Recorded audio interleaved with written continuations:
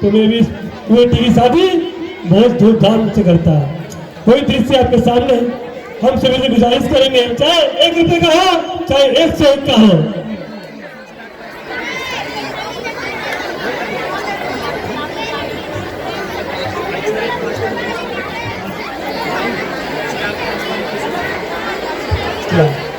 ये गैलरी खाली कर दें और यहाँ पर भी कोई ना हो, क्योंकि जिसका आप सबको इंतजार था वो घड़ी आ गई। सीता सुरंदर, लीजिए माता सीता का प्रवेश हम सभी से गुजारिश करेंगे,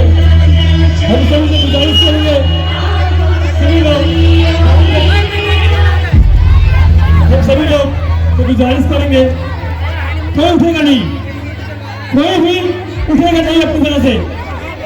सभी लोग बैठे रहे, शांति सुरक्षा व्यवस्था बनाए रखे। हमारे हमारे 51 रुपये दान करते अजय चाचा जी, 51 रुपये अजय जी 51 रुपये दान करते। हम उनका भी बहुत धन्यवाद करते। कृपया करके आप सभी लोग दान दें, चाहे 1 रुपये हो चाहे 101 हो। कन्यादान महादान हमारी माताएं बहनें से गुजारिश है, हमारे भाइयों से गुजारिश है, सभी लोग दान करें। लीजिए सुंदर सुंदर आपके सामने सीता स्वयंवर आपके सामने देख रहे हैं। एक और 51 रुपये विशाख रोड पे खुश होकर हमारे अजय भाई जी, कुलदीप जी, कुलदीप की चाचा जी 51 रुपये, धन्यवाद। सॉरी विशाल के साथ लक्ष्मण ने यही धन्यवाद पहले इसे नाम आ रहा है। हाँ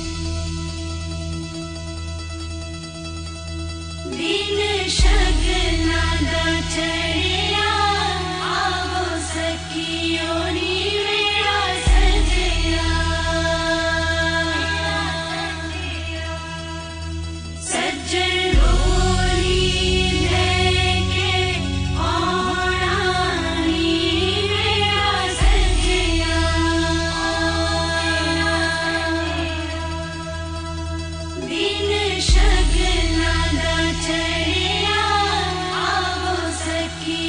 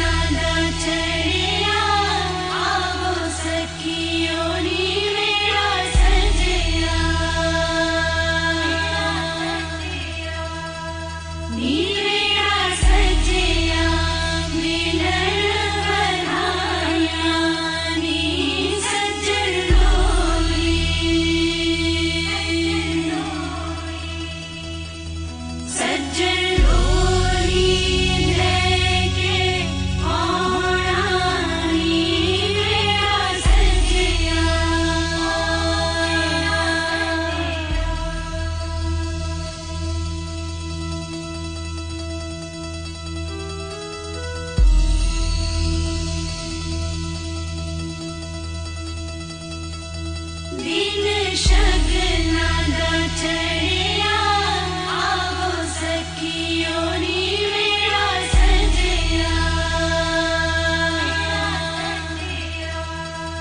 नी मेरा सजया मिलन बनाया नी सज्जन डोली सज्जन